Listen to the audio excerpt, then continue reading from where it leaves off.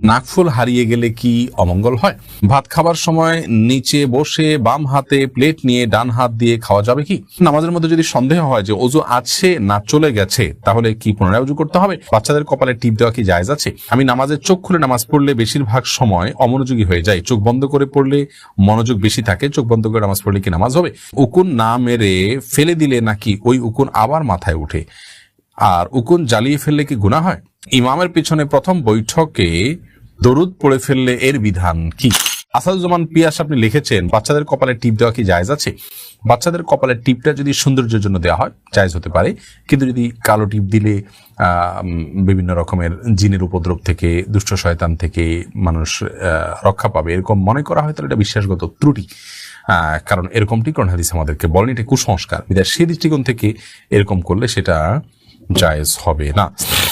Prince Ali Hossain আপনি লিখেছেন, আমি নামাজের চোখ খুলে নামাজ পড়লে বেশিরভাগ সময় অমনোযোগী হয়ে যাই, চোখ বন্ধ করে পড়লে মনোযোগ বেশি থাকে, চোখ বন্ধ করে নামাজ পড়লে কি নামাজ হবে?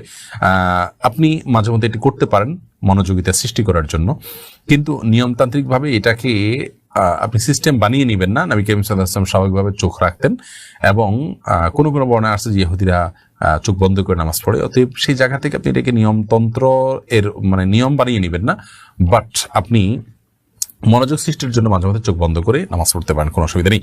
রোহেল আজিজ আপনি লিখেছেন, ইমামের পিছনে প্রথম বৈঠকে দরুদ পড়ে ফেললে এর বিধান কি? ইমামের পিছনে প্রথম বৈঠকে আপনি আত্তাহিয়াতুর পর যদি দুরুদ পড়ে ফেলেন, দুরুদের মধ্যে আল্লাহুম্মা সাল্লি আলা মুহাম্মদ পর্যন্ত পড়ে ফেলেন, হানাফি মাযহাব অনুযায়ী আপনি শেষে সিজদায়ে সাহু দিতে হবে, কারণ এখানে শুধুমাত্র আত্তাহিয়াতু পড়ে আপনার দাঁড়িয়ে যাওয়ার নির্দেশ না, এবং প্রথম বৈঠকে খুব দ্রুততার সাথে দাঁড়ানোর পরে বিভিন্ন হাদিস নির্দেশনা রয়েছে, যার কারণে আপনি বিলম্ব করেছেন বিধায় আপনি সিজদায়ে সাহু দিবেন, ওয়াজিব তরক করেছেন। সেই জন্য যদিও সৌদি আরবের স্কলারগণ বিন বাজ রাহিমাহুল্লাহ সহ অন্যান্য উলামা ইকরামের মতে সিজদায়ে সাহু দিতে হবে না।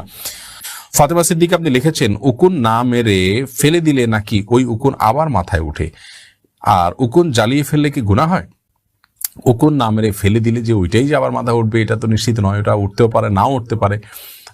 তবে আপনার উপদ্রব করে উকুন, সেই জায়গা থেকে আপনি উকুন অবশ্যই মারতে পারেন, তবে কোনো প্রাণীকে আগুন দিয়ে পুড়িয়ে হত্যা করা নিষিদ্ধ। নবী সাল্লাল্লাহু আলাইহি ওয়াসাল্লাম একজনকে কিছু পিপিলিকা আগুনে পুড়িয়ে হত্যা করতে দেখে তাকে নিষেধ করেছেন এবং বলেছেন যে ইন্নাহু লা ইউআযযিবু বিন-নার ইল্লা রাব্বুন নার, আগুন দিয়ে আগুনের সৃষ্টিকর্তা ছাড়া, পালনকর্তা ছাড়া আর কেউ শাস্তি দিতে পারবে না। বিধায় অন্য কোনো উপায় আপনি তাকে নিধন করবেন বা তার যে উপদ্রব থেকে রক্ষা পাওয়ার চেষ্টা করবেন।